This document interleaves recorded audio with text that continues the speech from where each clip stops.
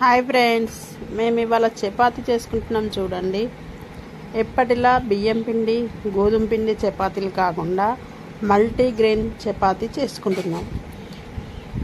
ఆ చపాతీలోనికి వంకాయ కూర చేసుకుంటున్నాం. మా చెట్ల వంకాయలు తెంపుకొని, దానికోసం చూడండి ఏమేం పిండి వేసానో. చిరుధాన్యాలు తెచ్చి మేమే పట్టించుకున్నాం, పిండిలు కొనుక్కొచ్చుకోలేదు.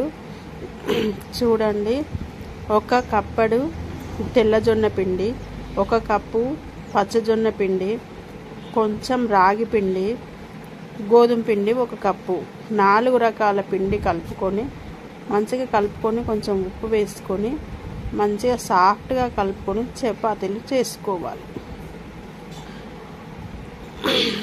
ఈ పిండిలు తెల్లజొన్నలు, పచ్చజొన్నలు, వీటిలో ఫైబర్ శాతం ఎక్కువగా ఉంటుంది కాబట్టి జీర్ణ వ్యవస్థ బాగుంటుంది.